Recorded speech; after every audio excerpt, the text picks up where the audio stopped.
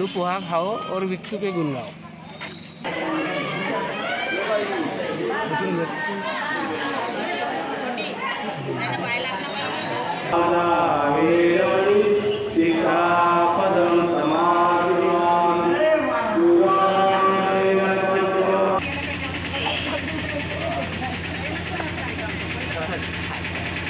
विक्टूची नगरी व्लॉगमध्ये तुम्हा सगळ्यांचं खूप खूप स्वागत आहे।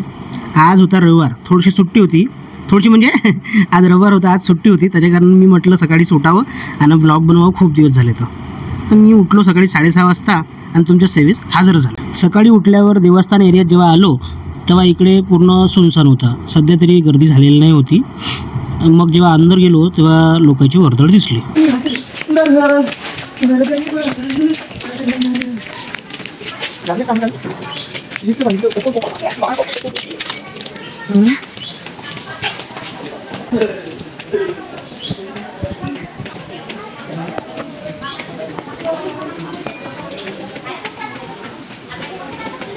आतमध्ये आल्यावर सगळेजण लोक आरतीसाठी सेटल झालेले होते, बसलेले होते सगळे।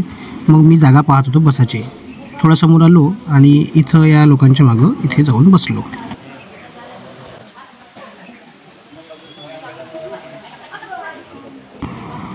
भेटलेल्या जागेवर बसलो आणि थोड्याच वेळात आरती सुरू झाली।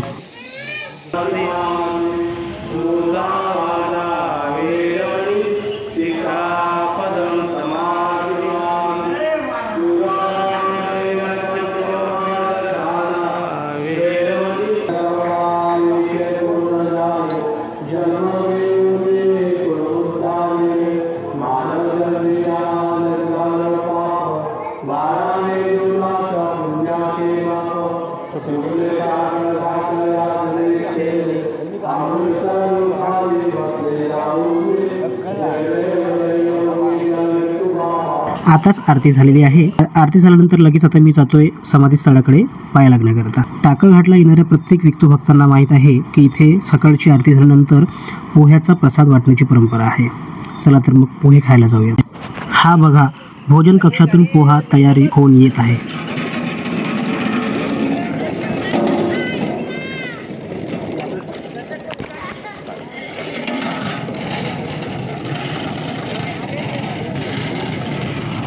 बरोबर चालवत जाय, गाड्या फाड्या।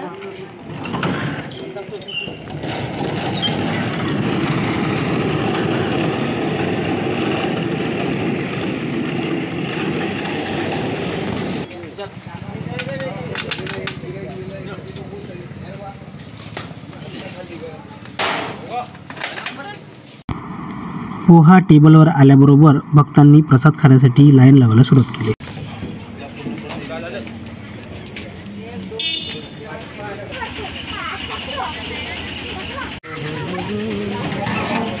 वाह, गरम गरम।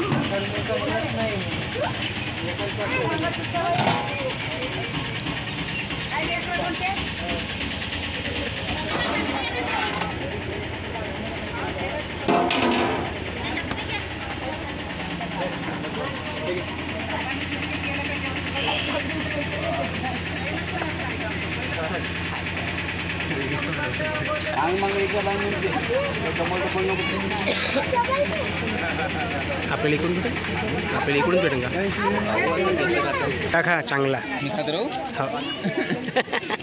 घेतला का पोहा?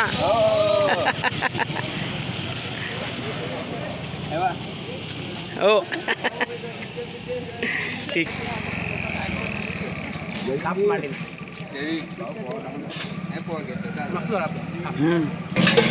आलू पोहा खाओ और विक्टू के गुण गाओ। पोहा विक्टोबाच्या। पहिले विक्टोबाच्या काळामध्ये जेव्हा विक्टोबा जिवंत होता त्यावेळेस लाल लाल पोहा बने हिरोतीचा। तर तो पोहा बाबाला आवडतही होता, तो वाला पोहा लाल लाल पोहा बने तिखटाचा। आणि तिखटाचा लाल लाल पोहा बनत होता। विक्टू बाबा आपल्या बेडीतून हात काढून असा मोजून 5 ते 6 घास खात होता बिना पाणी पिल्यानं कंटिन्यू। तर तेवढाच विक्टू बाबाच्या सकाळचा नाश्ता। आणि आणि मग तो वाचल्यानंतर मग वाटत होते लोक. पण पहिलेच्या तो टिकटाचा जो विक्टोबाच्या काळामध्ये जो पोहा बनत होता, म्हणजे विक्टोबा गेल्यानंतरही तो बरेच दिवस बनला, पण त्या पोह्यात ह्या पोह्यामध्ये बहुत फरक आहे. त्याच्यामध्ये फक्त कांद्याची फोडणी राहत होती, पण तरीसुद्धा तो पोहा इतका जबरदस्त लागत होता, त्याची चव इतकी जबरदस्त होती. पण या मिरचीच्या पोह्याला सर नाही त्याच्यावाले. पण विक्टोबाचा प्रसाद आहे शेवटी.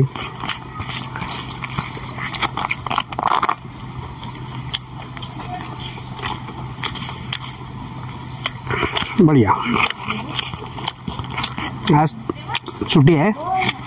मी म्हणलं सकाळी उठलो, थोडंसा 6:30 वाजता उठलो आणि सकाळी उठलो, आंघोळ पाणी केली आणि चला म्हणून जा बाबा आरतीला. खूप दिवसांनी गेलो आरतीला. तिथचा पोहा आणला.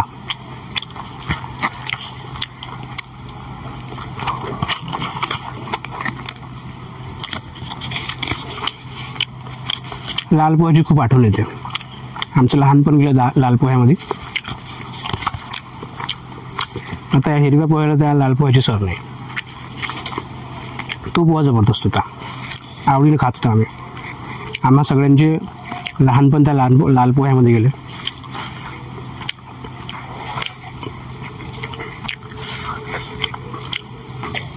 याचबरोबर या सकाळच्या आरतीचा ब्लॉग इथे संपत आहो. ब्लॉग कसा वाटला कमेंट करून नक्की सांगा.